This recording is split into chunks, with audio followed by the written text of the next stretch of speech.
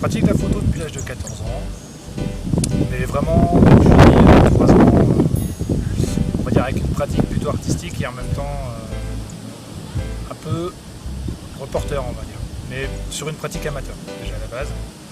Et dans ce qui me fascine, c'est tout ce qui est lié à l'instant en fait. Avoir des photos, des images, fixer les images en fait. Alors ça fait 14 ans que l'on est à Madagascar avec mon ami. En tout cas, on l'a découvert lors d'un voyage par le biais d'une association. Et puis d'un coup, c'est devenu notre terre de, on va dire, une terre de cœur. Voilà. On y trouve de l'intérêt, on trouve de la population accueillante. Il y a plein de choses à découvrir. Nous, on conçoit notre voyage actuellement comme prendre du temps avec les Malgaches principalement,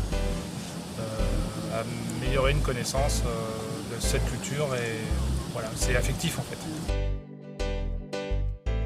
Le choix du sujet sur les pêcheurs vèzes en fait, c'est venu tout d'abord en collaboration avec une association qui s'appelle École de Brousse, une association française qui existe depuis 2015 avec un président qui s'appelle Pierre Picot.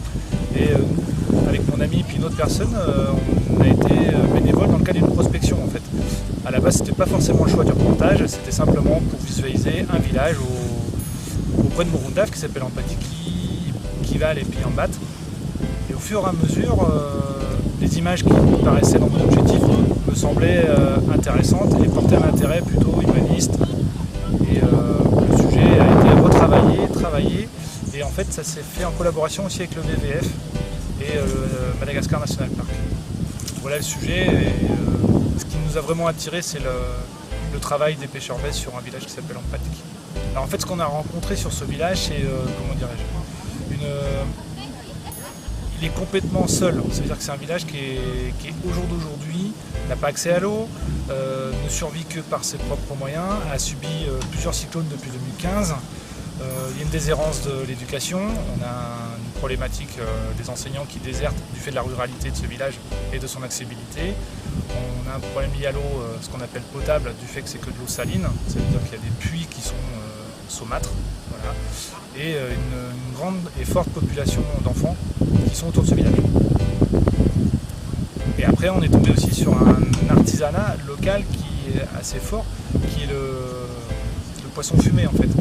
Et à travers une rencontre qui s'appelle Hendrix, où on a passé du temps, presque une journée, en tout cas moi, à regarder son travail et du coup à le valoriser.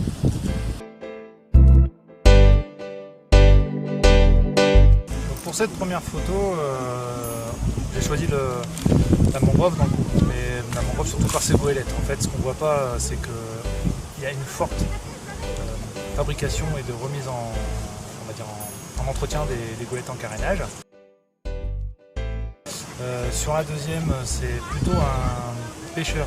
Alors j'ai mis un gros zoom en fait sur ses mains, parce que je trouve que c'est une pratique de la pêche qu'on regarde peu souvent.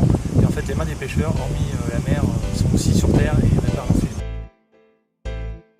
La troisième, c'est plutôt comment est le début et fumer le poisson en fait. Ce que j'ai trouvé intéressant sur cette troisième, c'est plutôt le côté brillant du poisson qui permettait de ressortir, de donner du contraste et de donner de la valeur au produit. Sur la quatrième, en fait, ce que j'ai trouvé intéressant, c'est le fumage.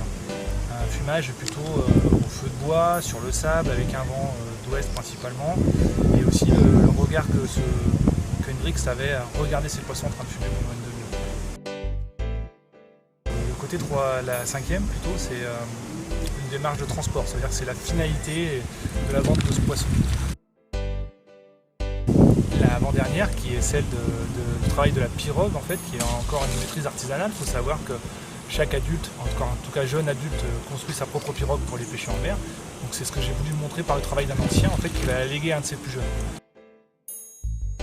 Et la dernière, c'est surtout en fait les enfants du village qui m'ont touché en fait par leur présence, leur accompagnement tout au long de cette photo. Voilà l'ensemble des 7 photos qui sont visibles et que j'ai voulu valoriser dans le cadre de ce village sympathique.